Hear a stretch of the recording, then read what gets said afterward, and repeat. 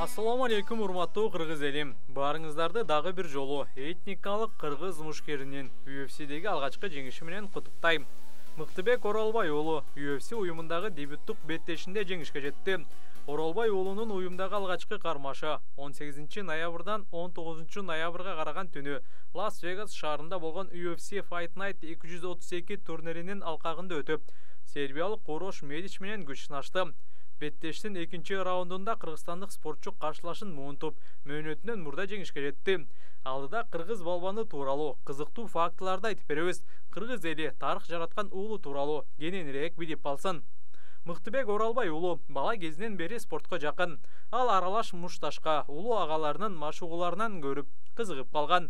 2016 жылы Ош шаарына келип, Ош мамлекеттик юридикалык колледжине тапшырып, экинчи курста улуу кыргыз клубуна келип, ал жерден биринчи машыктыруучусу Тынчтык Өмүрзаков менен жолугат. Барына чексиз. Бир чумага болгону 550 сом. Керектүүнүн баары бир тарифте. Чексиз интернет, бардык түйүндөргө чалуулар, мессенджерлер, социалдык тармактар, телеканалдар, фильмдер, сериалдар. Жана эсимди акысыз кошобуз. Барына эң сонун мүмкүндүктөр. Переходи на ОМ. Барына чексиз.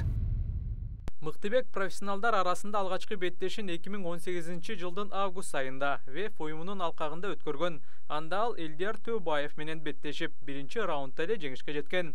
2019 жылдын март айына карата Мыктыбек 5 беттеш өткөрүп, 4 жолу жеңишке жетип, бир кармашы тең чугуу менен аяктаган.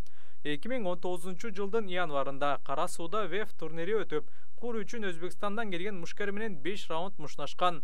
Ошондо Мыктыбек утканы менен калыстар тең чугуу кылып койгон. Бирок уюштуруучулар Мыктыбектин жеңишин таанып, чемпиондук курду беришкен.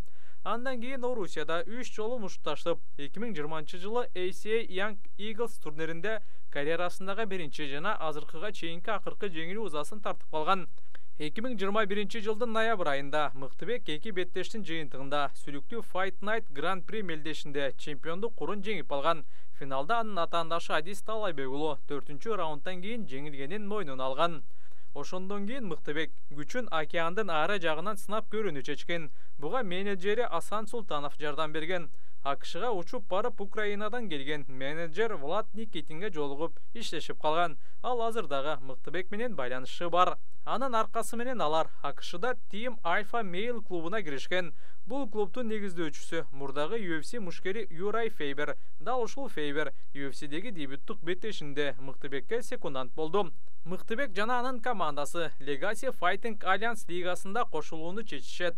Ошол эле лигада Валентина Шевченко UFCге чейин мушташкан. Мыктыбек бул промоушендеги 3-чү беттешин 27 октябрда өткөрдү. Анда анын атаандашы АКШнын күчтүү грэплери болгон. Кыргызстандык аны экинчи раундда нокаут менен жеңген. Нокаут ушунчалык күчтүү жана укмуштуудай болгондуктан анын видеосу UFC Fight Pass'тын Instagram аккаунтунда жарыяланган. Видео 5 миллиондон ашык көрүүгө ээ болгон. Атүгүл Дана Уайт өзү дагы аны көргөн. Мындан улам UFC кыска мөөнөттө Мыктыбекке мушташууну сунушташкан. Алар жаракат алган мушкерди алмаштырууну сунушташкан. Жыйынтыгында келишим 4 беттешке түзүлүп, анын биринчисинде Мыктыбек 77 килограммда мушташса, калгандарын 70 килограмм салмакта өткөрөт. Кара суу районундагы тоолуу айылдарынын биринен чыккан мушкер UFC'ни багындырды. Урматтуу көрөрмандар, Мыктыбекке жакшы сөздөрдү аянбастан комментарийге жазып кетиңиздер. Бул видеого лайк коюп, бөлүшүүнү унутпаңыздар. Анткени кыргыз эли кыргыздын чыныгы баатырын билсин.